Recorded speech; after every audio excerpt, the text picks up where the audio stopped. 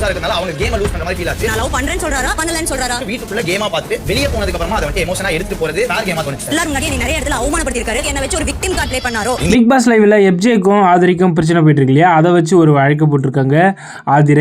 ஆதிரைக்கு வாதாடுறதுக்காக வந்து பார்த்தீங்கன்னா அரரோ, எப்ஜேக்கு வாதாடுற விக்ரம். அப்படி இருக்கிற நிலைமையில் அவங்க என்ன சொல்கிறாங்க அப்படின்னு பார்த்தீங்கன்னா, எப்ஜே வந்து என்னை லவ் பண்ணுற மாதிரி லவ் பண்ணி என்னை ஏமாற்றிட்டான் அப்படின்னு சொல்லிட்டு ஆதிரை ஒரு பக்கம் சொல்லிட்டு இருக்காங்க. நான் வந்து இங்கே வந்து கேமை மட்டும் ஆடுவோம், ஆனால் வெளியே போயிட்டு அது வேறு மாரி போயிடும் அப்படின்றதுக்காக தான் நான் வெளியே போயிட்டு எது வந்தாலும் வச்சுக்கலாம் அப்படின்னு சொல்லிட்டு நான் சொல்லிட்டேன் அப்படின்னு சொல்லிட்டு எப்ஜே ஒரு பக்கம் சொல்கிறாரு. இல்லை நீ வந்து என்னை விளையாட்டுக்காக என்னை ரொம்ப யூஸ் பண்ணிட்ட அப்படின்னு சொல்லிட்டு ஆதிரை ஒரு பக்கம் கம்ப்ளைண்ட் வைக்கிறாங்க. இப்போ நான் என்ன பண்ணணும் அப்படின்னு கேட்கும்போது, நான் யூஸ் பண்ணது ரொம்பவே தப்பு தான் அப்படின்னு சொல்லிட்டு சாரி கேட்கணும் அப்படின்னு சொல்லிட்டு ஆதிரை ஒரு பக்கம் சொல்கிறாங்க. அதுக்கு எப்ஜேவும் ஓகே நான் பண்ணது ரொம்பவே தப்பு தான், நான் அப்படி பண்ணியிருக்கக்கூடாது, சாரி அப்படின்னு சொல்லிட்டு எப்ஜேவே ஒத்துக்கிறாரு.